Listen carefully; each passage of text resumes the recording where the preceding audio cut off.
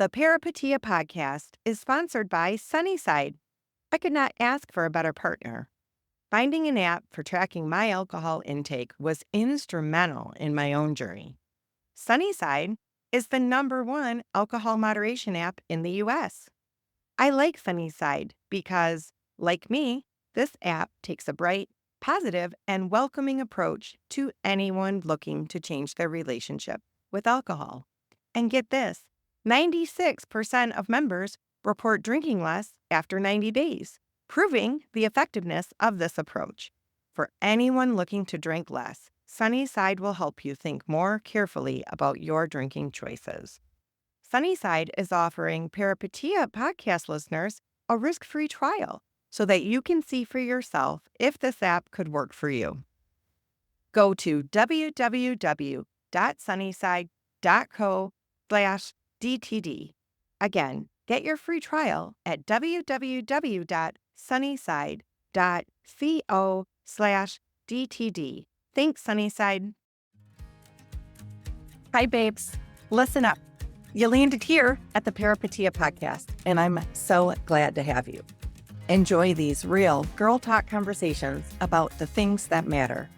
From the ordinary to the extraordinary and every plot twist in between, I welcome you.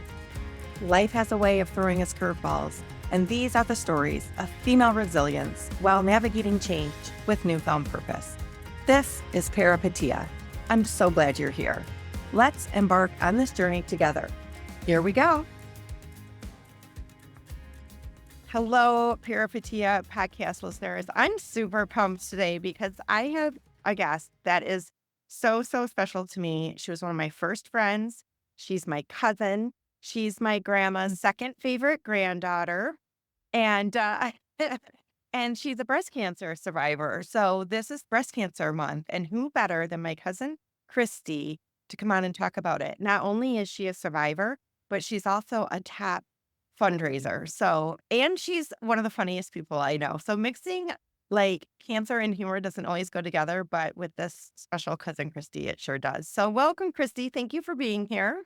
Thanks for having me, Heather. Will you share a little bit about your background and your upbringing and what you do now so we can just get a sense of like who you are? Sure. I'm a genetic counselor by training. And I should probably start off by giving a small disclaimer that I currently work at Exact Sciences, Prevention Genetics, actually, which is part of Exact Sciences. But I'm here representing myself, and I take full responsibility for anything, any terrible jokes that come out of my mouth or anything that I say. And please don't hold my employer responsible. That is perfect. Thank you so much. Because if we're lucky, a horrible joke will definitely come out of your mouth today. So, you grew up in Wisconsin, of course, right? I Parents did. are supper club owners, so on brand. What led you to an interest in genetic counseling as far as a career? I took an ethics of healthcare class in college. And in that chapter, there was a little blurb about a family that went through genetic counseling. And I kept reading that paragraph over and over and over again. So I knew that I had to learn more and to figure out more. So I did some shadowing. I watched a genetic counselor in action, and everything that I learned, I fell more and more in love with the profession. So I started off as a genetic counselor in the clinical setting where I saw patients face to face. And now I work in a laboratory setting where we help patients get the genetic testing that they need. And so this kind of comes full circle because when you're diagnosed with breast cancer, genetic testing becomes part of that process, right? It does. For many patients, it does. And the funny part was when I was first diagnosed and I was sitting in the room in the medical center that I used to work in, I kept imagining myself on the other side of the table, thinking how I would give the news to myself or what I would be saying right now. And it was probably some kind of warped coping mechanism. But it was also having one of these moments of, am I doing the right thing? In my job? Am I really doing the thing that I'm meant to do as a genetic counselor? So I was kind of having this like job crisis of like, am I in the right spot doing the right thing? And then I told myself to shut up because have cancer and I have to get through cancer. But when I came back to work, I found out that our company was actually acquired by Exact Sciences, which is a company of 7,000 cancer fighters. Mm. And it was pretty incredible to like, I came back to work with probably more passion and more energy for what I do, kind of knowing that and having the support of the cancer fighters behind me. You had a new appreciation for all those people, for your company, and what that was like. So had you done, like, the breast cancer gene you have to educate me a little bit, genetic Yeah. testing, and had you been on that side sharing with a patient before? So in my clinical world, I worked with a lot of patients that had hereditary forms of cancer, had genetic risk for cancer. So when I was diagnosed under the age of 50, I knew that I was, in my mind, high risk, and that I wanted to figure out is there a genetic reason? Is there a hereditary reason why I got cancer, or is it sort of a multifactorial situation? So I didn't do testing until after I was diagnosed with cancer, but there's actually different kinds of genetic testing in the cancer journey. And right after I was diagnosed with early onset breast cancer, and there was a genetic tumor test that I needed. So basically, after my surgery, we needed to look at the genetics of my tumor to determine whether or not I would benefit from chemo. And the test was one that basically has revolutionized breast care. And when I found out that our company who was acquired, that's actually the company that is responsible for that technology. So I had one of these moments of, I can't believe I work for the company that's going to determine my chemo fate. And like, I know it doesn't quite work like that. And my healthcare provider is the one to ultimately decide if I'm going to need chemo or not. But my test came back favorable and chemo was not recommended.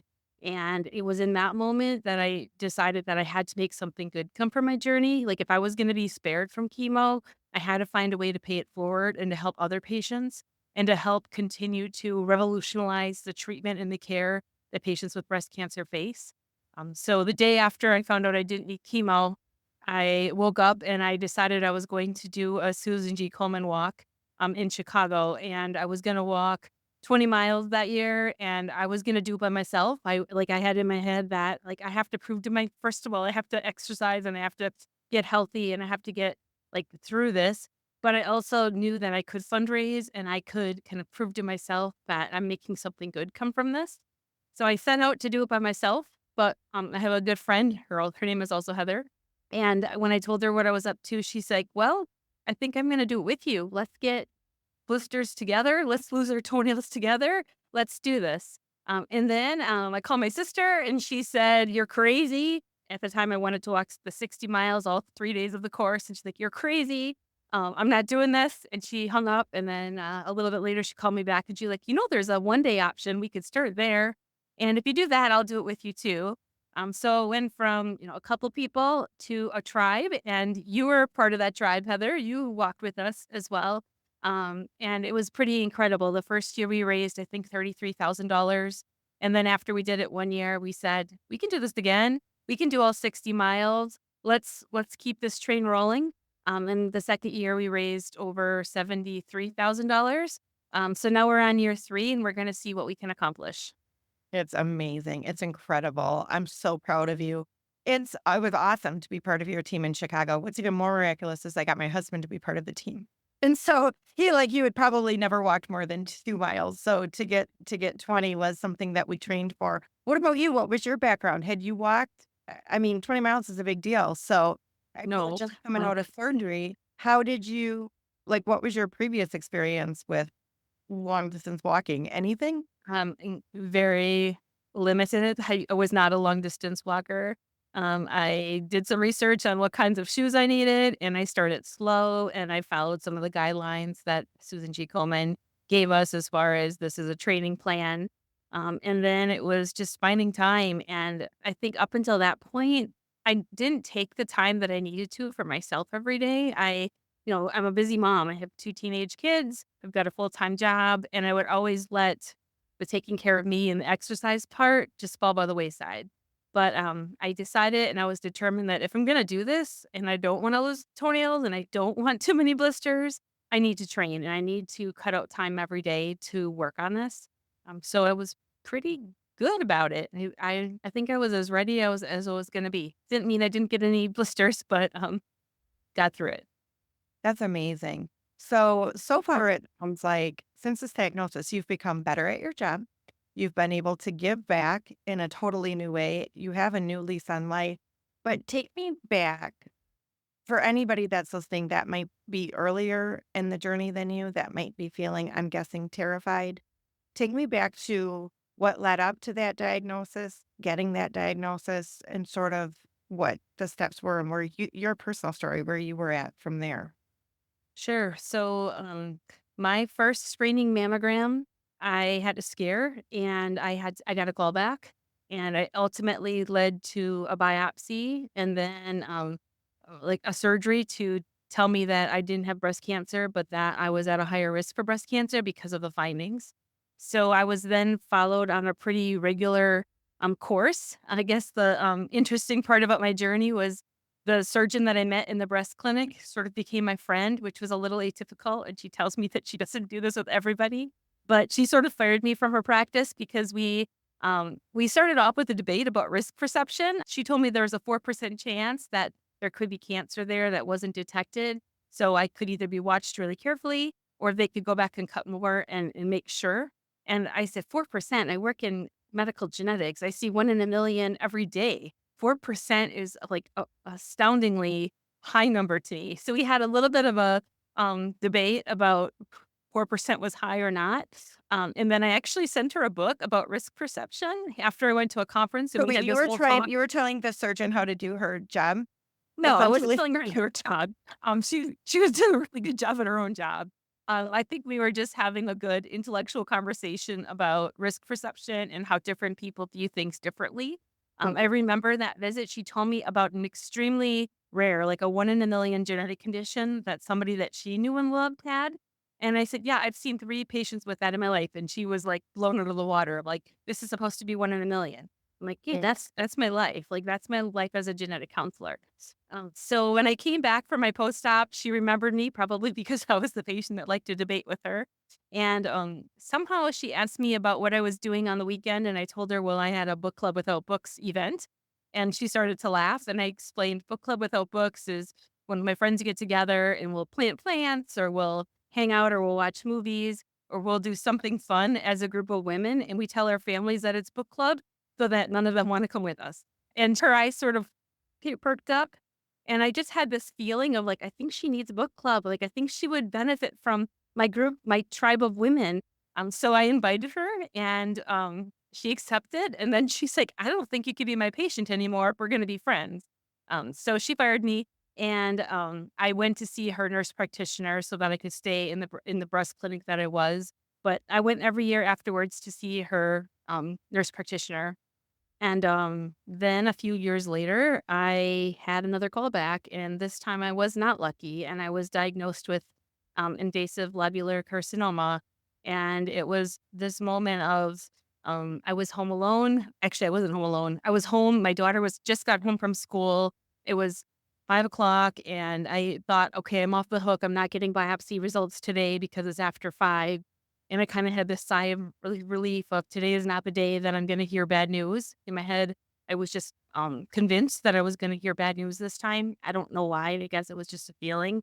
And then at 5:20, the phone rang, and I went into my bedroom, and I heard the news, invasive lobular carcinoma, and I heard that chemo was uncertain, and it was uncertain, like, what stage I was. They thought it was early, but, like, I remember swearing, I remember screaming, I remember asking for her to not give me any, swear word types of doctors, like, I needed a good breast team, and then I needed like, I got off the phone and I've kind of just sat there, and then I had to sort of, like, recover and know I had to come out of my bedroom because my daughter was in the other room, and when I opened up my bedroom door, my daughter was sort of standing there looking at me kind of like a deer in headlights. So she had heard it all, unintentionally.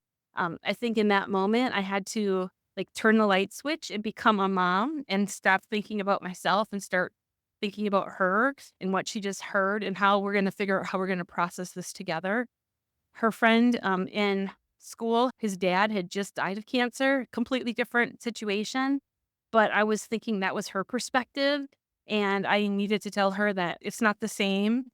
and, I'm not gonna die of this, like, at least I hoped I was gonna die of this.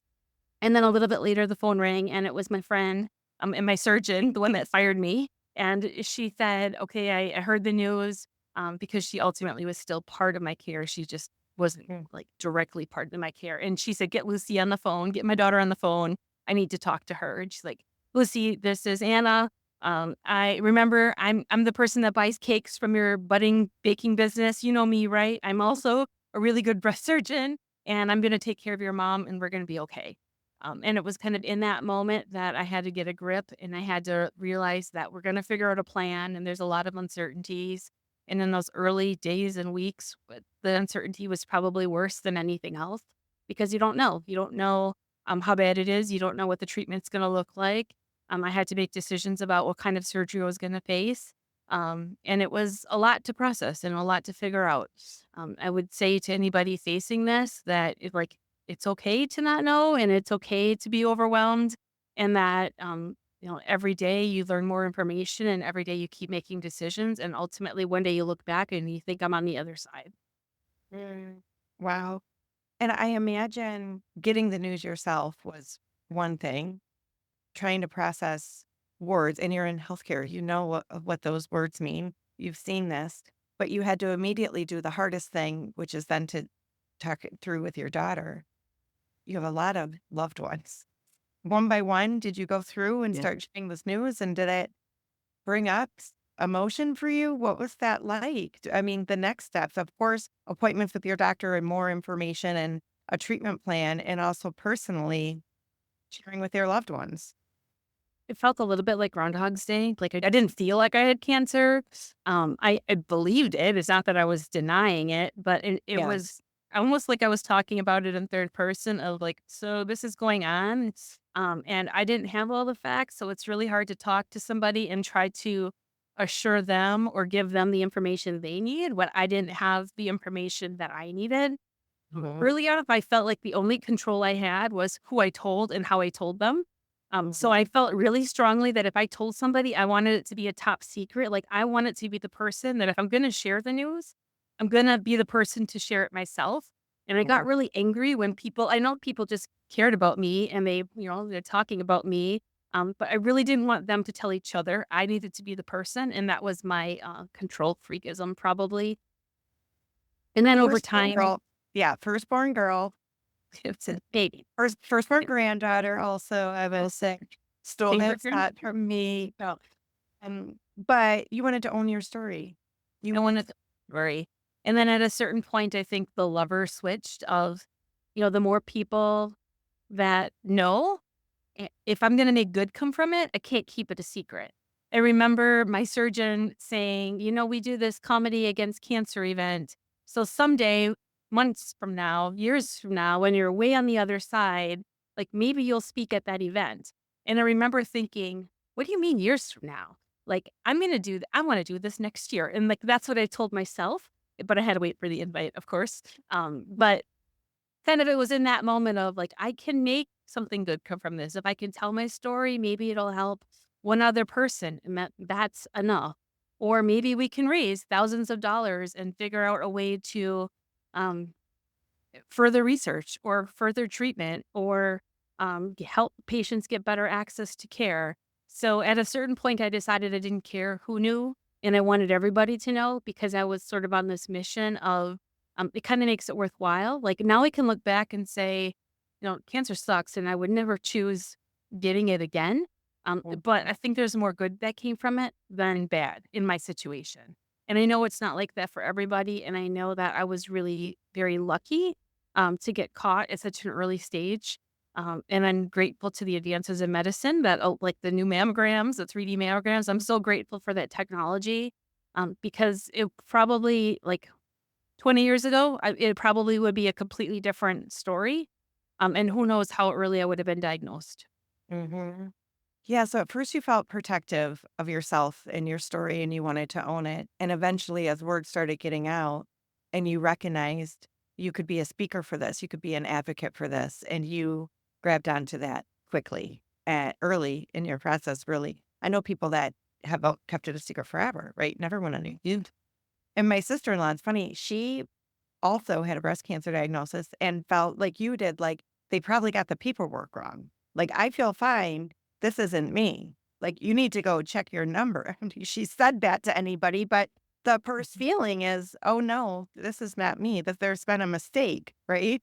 And Shock. you don't pick the day that you want somebody to give you bad news, right? And it's sort of like this a pretty big disruptor of like we need to put your life on pause because we've got something that we've got a battle that we've got to fight and we've got to get through. And um it was a disruptor, that's for sure. Well, and there's a before and after. Forever, there's a before and after that phone call, right? Yeah. Yeah. So, how about your husband? He was very supportive. I'm very lucky. Not as medical as I am. His background is, not in the healthcare field. I remember going into that first appointment knowing it was COVID time, COVID era, and I could only bring one guest. And they said, you can bring a guest. And of course, I wanted to bring my husband, but I knew that he wasn't going to ask any medical questions that would be helpful for me later. So I asked him to please not talk. Like, please just bring a notebook and a pen, and I have a list of questions, we're gonna get through them, I'm gonna own this, I'm gonna be in control, and you just ferociously write down everything, because I might not remember everything and I might need to see it again. So he agreed, but he didn't take any notes. He sat and I think he was listening and he was trying to be a good support person, but we kind of laughed afterwards, like, "Where's the notes?" And there were none. Okay. So then he continued to be a support person through your entire journey. You had other support people. I know your mom was a huge support. And what was the treatment plan? So I ultimately chose to undergo a double mastectomy. That was going to help me to avoid radiation, which I wanted to avoid for I don't know, I guess that I had about radiation.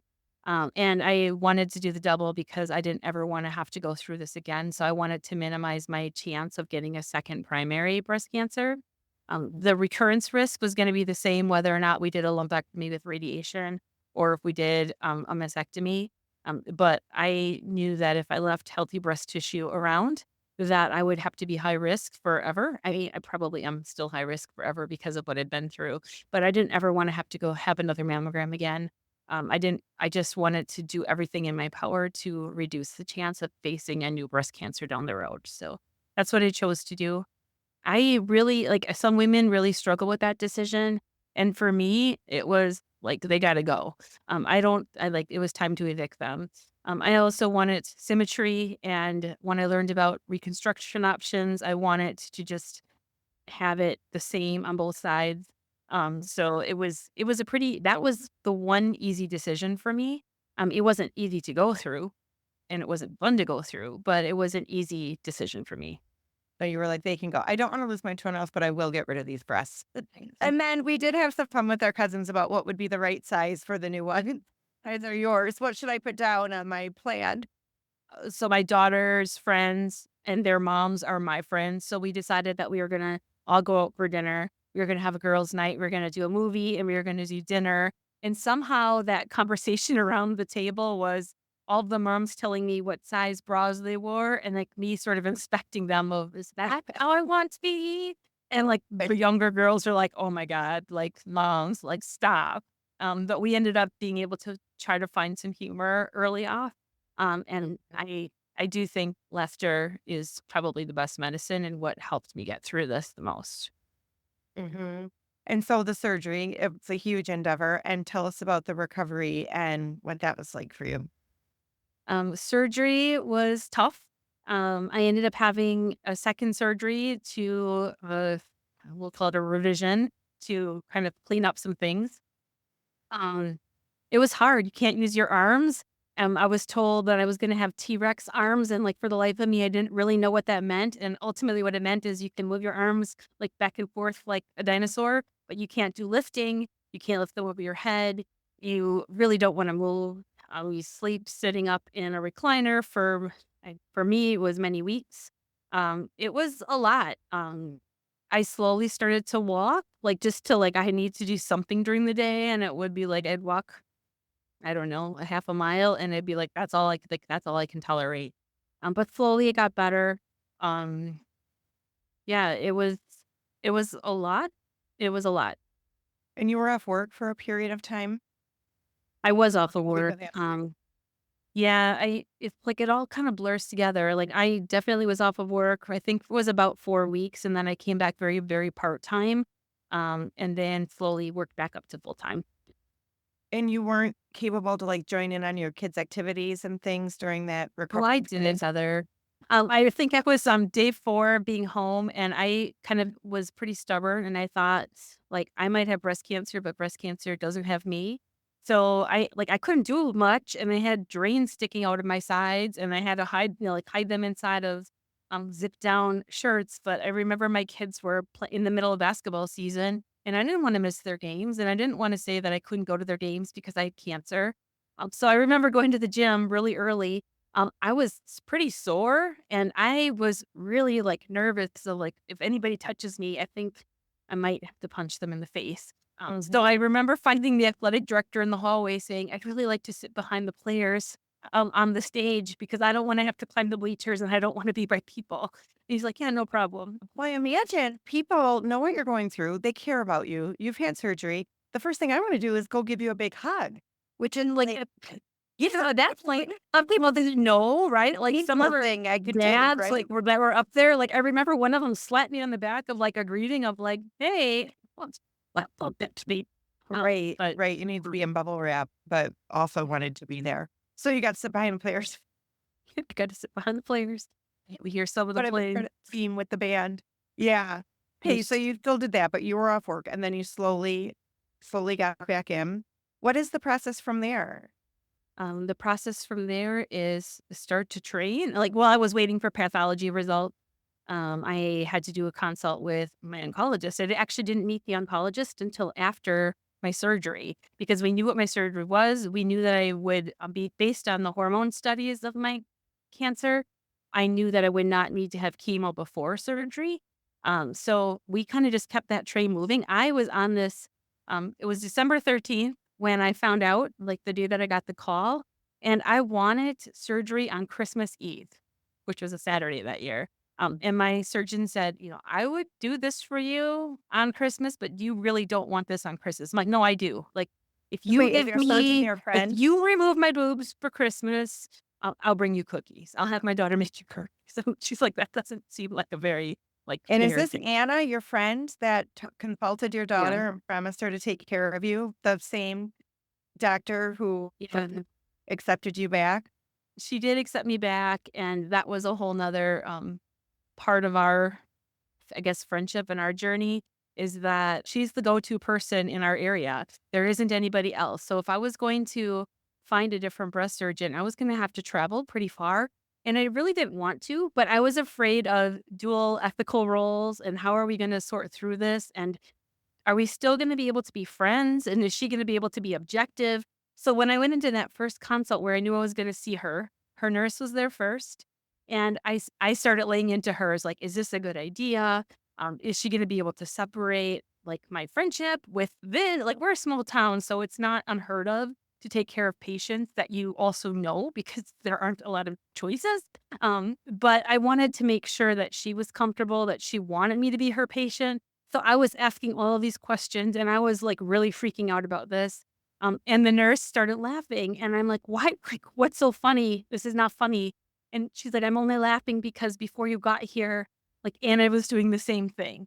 And it was kind of in that moment of like, she's also thinking about all of the same things I am. And I just kind of knew in that moment, I didn't want anybody else to be my surgeon. So when Mhm. she came in the room, I'm like, "I knew we had to just have this conversation together," and I'm like, "Are you sure you wanna be my doctor?" And she's like, "Well, are you sure you wanna be my patient?"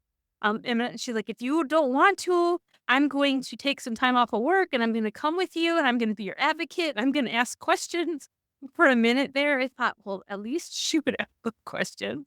And then at some point, we were both crying, and we both said, like, "We can figure this out. Like, we can figure this out." And we did figure it out. And it was actually one of the best things to have her as my surgeon. Um, there was a lot that was thrown at me in that appointment, and I didn't remember it all, and I had no notes to reflect on to try to remember it all. And she came over to my house and she brought sandwiches, and I remember she passed me a sub and she like gave me a piece of paper and pencil because I'm gonna redraw the surgery and what the excision lines are gonna look like, and we're gonna talk through this. And I'm not leaving until you feel like you've got the information. That was wonderful. Like she knew what I needed. I was an information seeker. I needed the plan. I needed to know what was going on, and she met me where my needs were. Mm. And you And got another like a sequel of that of my surgeon is I called her after I decided to make the team, and she was on a cross country vacation at that point. Had my surgery. I think I was waiting. Well, I had my path, and she was now across the country. So I texted her and I said, I have this crazy idea. I'm signing up for a 20-mile walk. I'm really now hoping that I can get a lot of friends and family. Is this something that you would ever consider? And the first reaction was, no. But I think she thought about it similar too, and she decided like, why not? Like, why am I not doing this? Like, my life is dedicated to breast cancer. I'm a breast surgeon. Like this could be fun. So she said, yes, I'll join your team too. That was pretty cool to feel like, I'm bringing my surgeon with me to the walk in the pink bubble. And that year we had her on the back of her shirt, breast surgeon, and she was so popular. I felt like a movie star just walking next to her. People would come up to me saying, "Are you the Christy that brought her surgeon?" I'm like, "Yeah, that's me." I felt almost kind of famous. I love it so much. I know I got to walk with her too, and I got to sit with her at dinner the night before. And I think that full circle friendship, breast cancer healing, beautiful story all the way around. I absolutely love it. So tell us, is there anything else that we need to know about your breast cancer journey, that time of your life before we move on to I do want to hear more about this team and all the good and everything you're doing, but is there anything left over that you want to share? I think we covered most of it, Heather. Okay. So tell everybody the name of your team. We are Hakuna Matatas, because we are walking for no worries. It took me a long time to figure out what I wanted to name the team, and I bounced it off of a lot of our teammates of like, what should we be? And we had all kinds of crazy ideas. But ultimately, we settled on Hakuna Matatas. And it's been kind of fun because a lot of our fundraisers, we now do a play on the name. And I feel like we're almost even becoming known in this area because of all of the social media posts of all of the crazy stuff that we've come up with. Yeah, you didn't know breast cancer was a title or a role that you were gonna have or a label that you would wear, but also you didn't know Hakuna Matata's, like, head Hakuna, it was gonna be a title, and then you are a top fundraiser, Christy. Your energy is contagious. I love to watch it. I love being part. I was part for real when you were in Chicago, and I'm part virtually of everything, always on your team, always rooting for you, of course. But, okay, so you decide to do this thing. Now you have a friend doing it with you. Now you have another friend doing it with you. Now you have your surgeon doing it with you. Tell us how you've grown. I mean, first of all, you have a competitive spirit. We know that. So fundraising really is right up your alley. But how did it grow from there? And what was the first year like? And then tell me the rest. Yeah, the first year was I think we had 23 people ultimately that caravan down to Chicago together, and, it was a lot of laps. It was a lot of work to get through it, but, we had so much fun. Like, we just like, you it's hard to describe the pink bubble of what it's actually like, but that's what it was. It was a pink bubble that you enter, and everybody there is there for the same cause, and everybody there is sort of instant friends no matter who they are. We had a lot of laps. I wanted to stay in a hotel that had a hot tub. That was my only requirement. I put my sister in charge of finding a hotel, and ultimately, that hotel had a broken hot tub. The chutes were shooting up straight. It was like a lukewarm bath with your strangers and friends. And then there was like a giant scab floating in the tub. The time to exit the hot tub, we're not staying in it. But we laughed. Like it was fun, and it was this community. And I was kind of thinking to myself of, do I even dare suggest that we do this again and that next year we do all 3 days and walk 60 miles and all commit to more fundraising? But I sort of brought it up, and people didn't tell me I mean, a few people told me I was crazy, but almost everybody on the team said like, "Yeah, we'll do this again." So we got a bus the next year, and we got a little bit smarter with how we fundraised, and we started contacting area businesses. And I really hate fundraising. Like I hate asking people for I don't hate fundraising. I hate asking people for money, But I feel like I'm not asking it for me. Like I'm asking it for this cause and I'm asking them to get behind this cause. And that's the difference. But, one day I remember my mom and my aunt, our aunt, Louise, we walked around a small town and we went from business to business, seeing if they would want to support us. And like in between businesses, we would die laughing. Like it was just a really, it brought people together. And every time we do a fundraiser or do something in the community, it gives me like purpose. So our team's been great. It's not really me, it's the team that has done all of the work, and that continues to do all of the work. So the second year, I think we had about 30 people and we over doubled what we raised the first year. And then we said, let's do it again. And now this year, Chicago isn't an option. So we bought plane tickets and found a big, nice, fancy Airbnb in San Diego. So this fall will be the San Diego walk and got some lofty goals to reach 100,000 this year, which is a big goal. And I don't know if we'll get there, but it's not going to stop me from trying. Oh my gosh, I love it. It's huge. You're making such a difference. And I felt in that first walk, like everybody that was a friend of yours, and there were people from all areas of your life, right? They were family, they were childhood, they were work, they were just community or whatever. Everybody was so awesome. And I thought that was a real testament to you, Christy, that you surround yourself. A friend of yours would be a friend of mine, or you surround yourself with the best people, just smart, friendly, open, kind, every single one of them. It was so fun. And we want to help you. So it is Breast Cancer Month. I'm going to put all your information on how people can donate to Hakuna Matatas. It is significant. Like even as a participant, what is it? What is it for one person to join? What is the amount So they if need? you join and commit to walking all 60 miles, you commit to also raising $2,300 as an individual. Although we all help each other once we meet our individual goals. If you commit to walking one day, it's $750. So this year we sort of invented a virtual option because we are across the country. So we're kind of working with the event planner. There's a few people that say like, I'd really like to walk. I'd really like to commit to raising 750, but I can't make the trip. I'm like, that's fine. You can still raise the 750 for the team. It's all like, that's what it's all about, really. So yeah, like if anybody wants to join the team, it's not too late to join the team. And you're right, like bringing together people from all different aspects of my life, from childhood best friend cousins to adult moms that I sit in the bleachers with and cheer with, and then everything in between, coworkers. We got my employer to get behind us as a sponsor. So this year we've tripled our employee participation. I think we've got 15 people from work that are doing it. It's really just like, let's come together, let's have fun, and let's do something good and make something good come from this. I love it. And you just had a fundraiser this week at McDonald's, just maybe last night.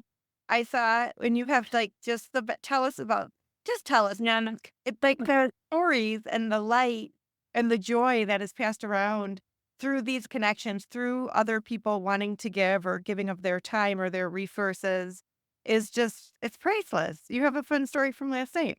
Yeah, my dad is a frequent flyer of McDonald's. He's retired. His friends are there every morning, and he's become very good friends with the store owner in our local town.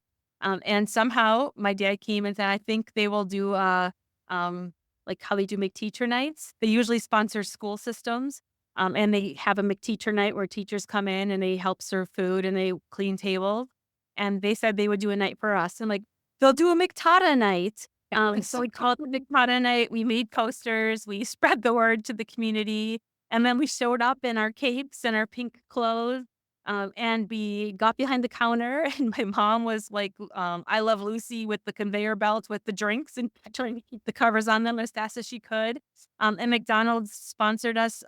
Like a certain percentage of the sales came to the team. I think we raised $660 last night just for working for a couple of hours. And it was really fun. One of the managers at one point, they're like, "Where is our manager?" And I'm like, "He's outside on the corner with our street cheerleaders trying to draw traffic in." What's he doing? And then he came back in, and everybody was so excited. They're like, "We think he's going to join the team." And he was trying to advocate that a couple of the managers should be allowed to join the team and leave work for a couple of days to do it with us. He also, pulled some middle schoolers back inside that came in to buy a drink. They were sweating. I think they were skateboarding. And he's like, you know what? Tonight's a really good cause. I'm buying you some supper. So how does 30 chicken McNuggets sound? And, like, I heard that and I saw it and, like, I almost wanted to start crying of, like, this has touched him. And he came over to me and he said, "You know, most nights I get satisfaction out of feeding people and making them happy. But tonight, it's actually gives me purpose and I get to be a cancer fighter." And that was pretty cool that, like, it's helping us and our team. But many of the employees said, like, these are the best nights. So, like, we get to do something kind of beyond what we normally do. We have Yeah. a lot of local business support. There's a local restaurant. There's a local, like, there's lots of like local events going on where everybody's trying to get behind us. And it's really cool to see the community come together like this. I love it. So we can all donate to Hakuna Matatas ourselves, right? We can just give a donation. How else can we, anybody listening to this, be a cancer fighter? What advice do you have for the listeners? I think yeah, that'd be I mean, I would love for our team to hit our goal and for your readers or your listeners to help us get there. If anybody wants to join the team, they're welcome to join the team. They can make their own team. I would say cancer touches all of us in some way. If it's not us personally, it could be a friend, a family member, a relative. You have the opportunity to be that support person, to listen, to be the one to not shy away from the conversations and try to be a support person. It takes one person to be your sort of your confidant or your person, your champion to kind of get through it.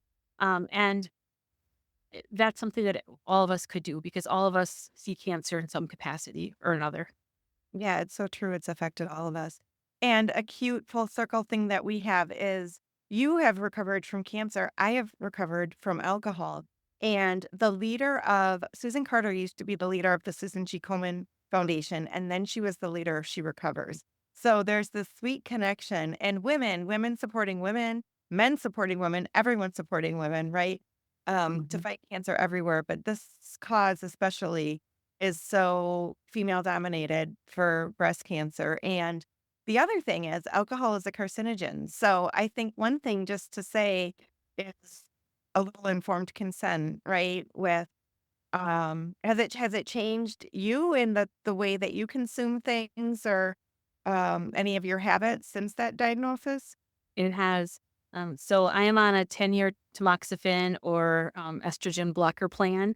And when I was prescribed tamoxifen, I did a lot of reading about it. And I read that alcohol can exacerbate the side effect. And I just made the life decision that I don't need alcohol. That's what it took for me to say, like, I'm going to choose sobriety. Um, Not because alcohol has ever been a problem for me, but I don't want to increase the risks of any bad side effects that are coming from tamoxifen. There's enough on the label for me to worry about without me trying to contribute to that. I made the decision, and I know we've had conversations about sort of our two different journeys and like different reasons and different kind of purposes, but I give a lot of credit to anybody who's um, chosen to live the sobriety. It's not easy, and you're doing some pretty amazing things, Heather, being a support for so many people. I love it. And I'll sit and sip a kitty cocktail next to you anytime, Christy. Thank you so much for sharing your story, for your openness. I'm just so proud of you for everything you've been through, for how you're being out loud about it. I mean, I know one thing in my journey is sharing stories heals. That's why I started this podcast and having a sense of belonging, knowing you are not alone. Actually, one of your taglines, it is walking for no worries, but another one of your taglines is no one walks alone. And we decided that too on the walk that even with our mutual competitive spirit, like we didn't have to win the race, let's say, that we were going to cross over together. Right. And No one that we was alone except for when I got lost. And half the team was in front of me and half was behind, and I was completely by myself. we walk alone for short periods of time. That's okay. That's the we'd find our tribe. I love that. I think any journey having connection and feeling a sense of belonging, and you have created that for yourself. You've created an energy and a vibe with your fundraising and with your knowledge, with your background, with your own personal experience, and it absolutely has a huge ripple effect for the rest of the world. So I'm proud of you, proud to be Team Hakuna Matatas, and I know our listeners are going to love this. Hopefully, they can donate too for Breast Cancer Month October, and we wish you the best of luck in San Diego. Thanks, Heather. Thanks for being part of the tribe. And that's a wrap for today's episode of the Peripeteia podcast, a talk show for women. The Peripeteia podcast is sponsored by Sunnyside. I could not ask for a better partner. Thanks, Sunnyside. And don't forget to download my free ebook, The 12 Truths to Change Your Life. Do it for the plot. We'll see you in the next episode. Lots of love.